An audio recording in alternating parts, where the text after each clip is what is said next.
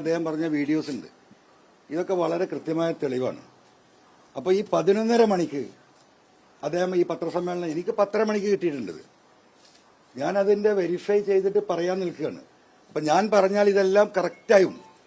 അപ്പോൾ അതുകൊണ്ട് 11:30 മണിക്കാണ് അദ്ദേഹം അത് പറയുന്നത്. 11 മണിക്ക് ശേഷം കൃത്യമായ സമയം നിങ്ങൾ TV പരിശോധിച്ചാൽ കാണും. അപ്പം അതിന് ഞാനിങ്ങനെ പറയല്ലേ. അപ്പം ഞാൻ ആവർത്തിച്ച് പറഞ്ഞിട്ടുള്ളതാണ്. പ്രതിപക്ഷ നേതാവിന് RSSുമായി ബന്ധമുണ്ട്, അജിത് കുമാറുമായി ബന്ധമുണ്ട്. കേരളത്തിൽ RSSുമായി ചേർന്നുകൊണ്ട് LDFനെ ഒരുപാട് പണികൾ അവർ പണിതിട്ടുണ്ട്. അപ്പോൾ RSSന്റെ സഹായത്തോടു കൂടിയാണ് കോൺഗ്രസിലെ ഒരു വിഭാഗം പ്രവർത്തിക്കുന്നത്. ഞാൻ ആവർത്തിച്ച് പറഞ്ഞിട്ടുണ്ട്. ഇദ്ദേഹത്തെ സംബന്ധിച്ച് ഈ പുനർജനി കേസിൽ നിന്ന് ഈ അന്വേഷണത്തിൽ രക്ഷപ്പെടണം. കേരളത്തിന്റെ പോലീസിനെ അന്വേഷിക്കുന്നതിന് പരിധിയുണ്ട്. കാരണം വിദേശ ഏജൻസികൾ അന്വേഷിക്കേണ്ട കേസാണ്. വിദേശത്തുനിന്ന് പണം വന്നതാണ്. ആ കേസിൽ അവർ സഹായിക്കാം എന്ന ധാരണ മുമ്പേ ഉണ്ട്. അത് അടിവരയിടാൻ ഇനി നിയമസഭാ തെരഞ്ഞെടുപ്പ് വരാൻ പോവുകയാണ്. അതുകൊണ്ട് തൃശ്ശൂരിൽ ഒരു സീറ്റ് ഞങ്ങൾ സഹായിക്കാം. ആ വോട്ട് പരിശോധിച്ചാൽ അറിയാലോ ആരെ വോട്ടാ പോയത്. ഇടതുപക്ഷ ജനാധിപത്യ മുന്നണിയുടെ വോട്ട് കുറഞ്ഞിട്ടില്ല, കുറച്ചെങ്കിലും കുറച്ച് വർദ്ധിച്ചിരിക്കുകയാണ്. വോട്ട് പൂർണ്ണമായും പോയത് കോൺഗ്രസിൽ നിന്നാണ്. അത് കണക്കുണ്ടല്ലോ. അപ്പൊ ഞാനിതിങ്ങനെ പറയുമ്പോൾ നിങ്ങൾക്ക് തോന്നും എന്താണ് അൻവർ ഇങ്ങനെ വിളമ്പുന്നത്. നിങ്ങൾ ഈ സ്ക്രീൻഷോട്ട്, എനിക്ക് ആ മെസ്സേജ് കിട്ടിയത് ഇതാണ്. ശരിക്കും നിങ്ങൾ പരിശോധിക്കുക. വെനസ്ഡേ 1:53.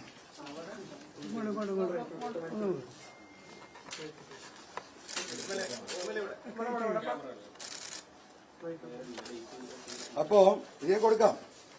അപ്പം ഈ പറഞ്ഞതുപോലെ PV അൻവറിന് ഈ വിവരം കിട്ടിയിരിക്കുന്നു. PV അൻവർ ഈ വിവരം വെളിപ്പെടുത്താൻ പോകുന്നു. അപ്പൊ അതിനെ നേരെ ഉൾട്ട പിണറായി വിജയന്റെ ആവശ്യപ്രകാരം ഈ പറയുന്ന ADGPയെ ഈ കാര്യത്തിന് BJPക്ക് സീറ്റ് ഉണ്ടാക്കി കൊടുക്കാം, അതിന് മറ്റു സഹായം ചെയ്താൽ മതി എന്ന് പറഞ്ഞ് പിണറായി വിജയൻ പറഞ്ഞു വിട്ടു എന്ന അദ്ദേഹം കുരുങ്ങാൻ പോകുന്നത്. എന്നാൽ അദ്ദേഹം സ്വയം ഏറ്റെടുക്കട്ടെ. ഞാൻ ED അന്വേഷണത്തിന് തയ്യാറാണെന്ന് പറയട്ടെ.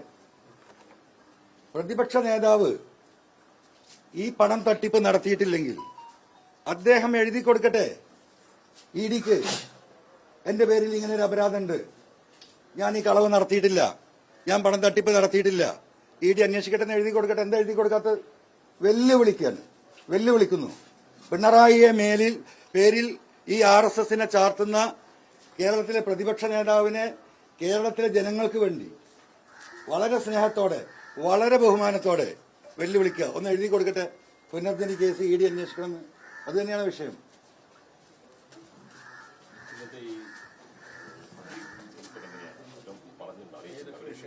അല്ല, മൊഴിയെടുക്കൽ ഞാൻ മുഖ്യമന്ത്രിക്ക് കൊടുത്ത പരാതി നിങ്ങൾക്ക് ഇന്നലെ സ്വാഭാവികമായിട്ടും മുഖ്യമന്ത്രി DGPക്ക് കൈമാറിയ പരാതിയാണല്ലോ. ആ പരാതിയുമായി ബന്ധപ്പെട്ട വിഷയങ്ങളായിരിക്കും ആധികാരികമായിട്ട് പറയാനുണ്ടാവും. അതേ പറ്റാവുന്ന തെളിവുകൾ കൊടുക്കും. പോലീസ് അന്വേഷിക്കേണ്ട തെളിവുകളെ കുറിച്ച് അദ്ദേഹത്തിന് പറഞ്ഞു കൊടുക്കും. അത് സത്യസന്ധമായി അന്വേഷിക്കും എന്ന് തന്നെയാണ് വിചാരിക്കുന്നത്. അല്ല, കിട്ടിക്കൊണ്ടേയിരിക്കുകയാണ്. ഒരു ദിവസം കൊണ്ട് 2 ദിവസം കൊണ്ട്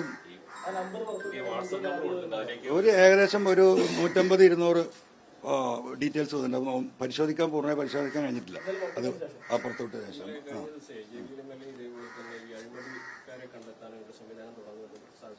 ഞാനിത് പറഞ്ഞോട്ടെ. ഞാനിത് പറഞ്ഞ കാര്യം പൂർത്തിയാക്കട്ടെ. നിങ്ങൾ പോകുന്ന അങ്ങോട്ടോ എനിക്ക് മനസ്സിലാകുന്നുണ്ട്. ഇപ്പോ ഇന്നലെ മിനിയാന്ന പൊന്നാനിയിലൊരു ലേഡി കൊടുത്ത സ്റ്റേറ്റ്മെന്റ് 3 ഓഫീസർമാരെ കുറിച്ച്. ആ സ്റ്റേറ്റ്മെന്റിൽ പോലീസ് പരാതി കൊടുത്തു. ആ പരാതിയിൽ ഇതുവരെ പോലീസ് FIR എടുത്തിട്ടില്ല. അതിന് പല ഭാഷ്യങ്ങളും നിങ്ങളൊക്കെ വിശദീകരിക്കുന്നുണ്ട്. എന്നാൽ ഇടതുപക്ഷ MLA ആയ കൊല്ലത്തെ മുകേഷ് MLAക്ക് 10 കൊല്ലം 15 കൊല്ലം മുമ്പ് തോണ്ടി പിടിച്ചു എന്നൊക്കെ പറയുന്ന കേസിന് എന്താ അടിസ്ഥാനമുള്ളത്? എന്തിലാണ് പോലീസ്, എന്ത് ബേസിലാണ് പോലീസ് FIR ഇട്ടിട്ടുള്ളത്? അത് 10-15 കൊല്ലം മുമ്പുള്ളതാ. ഇത് 5-8 മാസം മുമ്പ് ആ നാട്ടിൽ ആ വീട്ടിൽ ചെന്ന് ആ സ്ത്രീയെ മോശമായി പെരുമാറി പീഡിപ്പിച്ചു. പോലീസ് ഓഫീസിൽ വെച്ച് പീഡിപ്പിച്ചു. ഇത് അന്വേഷിക്കാൻ ഇവിടെ ഏജൻസി ഉണ്ടല്ലോ. എന്താ ഒരു FIR ഇട്ടാലും കുഴപ്പം? FIR ഇട്ടിട്ട് ഈ സ്ത്രീ പറഞ്ഞത് കളവാണെങ്കിൽ അത് റെഫർ ചെയ്യാനുണ്ട്. FIR എന്നത്തേക്കുമല്ല, ഫസ്റ്റ് ഇൻഫർമേഷൻ റിപ്പോർട്ടാണ്. First information report should be registered. പ്രത്യേകിച്ച് സ്ത്രീകളെടുത്താണെങ്കിൽ എന്താ രജിസ്റ്റർ ചെയ്താല്? IG-യുടെ നേതൃത്വത്തിലുള്ള ഒരു വനിതാ സംഘം അന്വേഷിക്കട്ടെ പോലീസ്. ഇവർ പറഞ്ഞത് കളവാണെങ്കിൽ ഇത് റെഫർ ചെയ്യട്ടെ. അപ്പോ 10 കൊല്ലം മുമ്പ് ഇടതുപക്ഷ MLA എതിരെ ഏതെങ്കിലും എന്റെ പേരിലും പറയാതെ ഇപ്പൊ ഏതെങ്കിലും പെണ്ണുങ്ങൾക്ക് വന്നിട്ട് ഇവർ പറയിപ്പിക്കില്ല എന്ന് തോന്നുന്നു. 10 കൊല്ലം മുമ്പ് അവിടുന്ന് തോണ്ടി ഇവിടുന്ന് പിച്ചി എന്നൊക്കെ പറഞ്ഞിട്ട്. അപ്പോ മുകേഷിനെതിരെ കേസെടുക്കാം. സ്വന്തം നാട്ടില് ഉത്തരവാദിത്തപ്പെട്ട പാർട്ടി നേതാക്കളുടെ സാന്നിധ്യത്തിലും പൊതുപ്രവർത്തകരുടെ സാന്നിധ്യത്തിലും വനിതാ നേതാക്കളുടെ സാന്നിധ്യത്തിൽ ഒരു പത്രപ്രവർത്തകൻ, ഒരു സ്ത്രീ മണിക്കൂറുകളോളം ഇരുന്ന് കൊടുത്ത അനുഭവങ്ങൾ ഉണ്ടായിട്ട് SP-ക്ക് ഒരു പരാതി കൊടുത്തിട്ട് കേസെടുക്കൂല. ഇത് തന്നെ പോലീസ്. ഇതാണ് പോലീസ്. ആ പോലീസിനെ കുറിച്ചാണ് ഞാൻ പറയുന്നത്. ആ ADGP-യെ കുറിച്ചാണ് പറയുന്നത്. ഇതെന്താ വെള്ളരിക്ക പട്ടണോ? ആർക്കും ഇത് മനസ്സിലാവില്ലേ?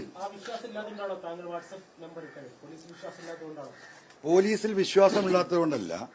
പോലീസിൽ എനിക്ക് നല്ല വിശ്വാസമുണ്ട്. അതിൽ ഒരു 10-20% അല്ലെങ്കിൽ 10% ഈ ക്രിമിനലുകളാണ് ജില്ലയിലെ കാര്യങ്ങൾ മുഴുവൻ കൈകാര്യം ചെയ്യുന്നത്. അപ്പൊ സ്വാഭാവികമായിട്ടും അവർക്ക് കൊടുത്ത പരാതികൾ പലരെയും ഭീഷണിപ്പെടുത്തിയിട്ടുണ്ട്, പലരെയും പിൻവലിപ്പിച്ചിട്ടുണ്ട്. അവർക്ക് ആരെടുത്ത് പോയി പറയാൻ ആത്മവിശ്വാസമില്ല. സാധാരണക്കാരാണ്, ഇടത്തരക്കാരാണ്. അപ്പൊ അവർക്ക് നീതി കിട്ടാതെ പോയ പോലീസിന്റെ ക്രിമിനലിസവുമായി ബന്ധപ്പെട്ട കാര്യങ്ങൾ നിങ്ങൾ എന്നെ അറിയിക്കൂ, നമ്മൾ പരിശോധിക്കാം. ആ പരിശോധനയിൽ നമ്മൾ ആ നാട്ടിൽ വിളിച്ച് അന്വേഷിക്കും. ഈ പാർട്ടി കേരളം മുഴുവനുണ്ടല്ലോ. ഓരോ വാർഡിലും ഓരോ ഗ്രാമത്തിലും ഈ പാർട്ടിയുണ്ട്.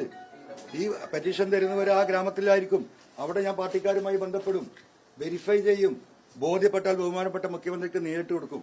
മുഖ്യമന്ത്രി ഇതാണ് ഇതിന്റെ സ്ഥിതി, അന്വേഷിക്കണം. അത് ഈ ഗവൺമെന്റ് മുഖ്യമന്ത്രി അന്വേഷിക്കാനുള്ള സംവിധാനം ഇന്ന് പോലീസിലുണ്ട്. അതിനാണ് നമ്പർ ഇട്ടത്.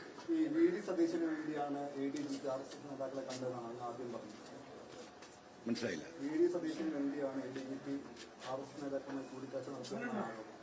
അല്ല, ഞാനിത് ഇപ്പൊ പറയുന്നു. ഇതാണ് ഇതിന്റെ തിരക്ക് എന്നുള്ളത് ഇപ്പൊ നമുക്ക് മനസ്സിലായി. കാരണം ADGP അജിത് കുമാറും ഇവനും തമ്മിൽ കൃത്യമായ ബന്ധമുണ്ടെന്ന് എനിക്കറിയാം. ഇപ്പൊ പറയുന്നു നമ്മുടെ എന്താ പറയാ സോളാർ കേസ് അട്ടിമറിച്ചത് ഈ പറയുന്ന അജിത് കുമാറാണ്. സരിതയുടെ വെളിപ്പെടുത്തൽ വന്നതാണ്. അജിത് കുമാറാണ് അവരെ ബന്ധപ്പെടുന്നത്. നിങ്ങൾ സ്റ്റേറ്റ് പോലീസിന് കൊടുത്ത മൊഴികളിൽ ചെറിയ മാറ്റം വരുത്തിയാൽ മതി, ചില ചോദ്യങ്ങൾക്ക് കൃത്യമായിട്ട് ഓർമ്മയില്ല എന്ന് പറഞ്ഞാൽ മതി എന്ന് പറയുന്നത് ആ പരാതി കൊടുത്ത സ്ത്രീയല്ലേ, ഞാനല്ലല്ലോ. അപ്പൊ അതിൽ അജിത് കുമാർ ഉണ്ടല്ലോ. ആരാ സോളാർ കേസിലെ പ്രതികള്? ഈ പറഞ്ഞ UDF നേതാക്കന്മാരല്ലേ. അപ്പൊ ഇതൊക്കെ ഒരു പച്ചയായ സത്യം, ഒരു പ്രപഞ്ച സത്യം. ഈ പറയുന്ന അജിത് കുമാറിന് UDF നേതൃത്വത്തിലെ ചിലരുമായും ഇനി കേന്ദ്ര ഗവൺമെന്റിനെ പ്രീണിപ്പിക്കാൻ RSS-ഉമായും ബന്ധമുണ്ട് എന്ന പ്രപഞ്ച സത്യത്തിന്റെ അവസാനത്തെ തെളിവാണിത്. ഞാൻ അന്വേഷണത്തിൽ പോകണം. അല്ല, അത് അന്വേഷിക്കണം. അജിത് കുമാറിന് അങ്ങനെ പലതും ഉണ്ടാവും, അത് അന്വേഷിക്കണം. ഇത് ഞാൻ കേട്ടിട്ടുണ്ട്.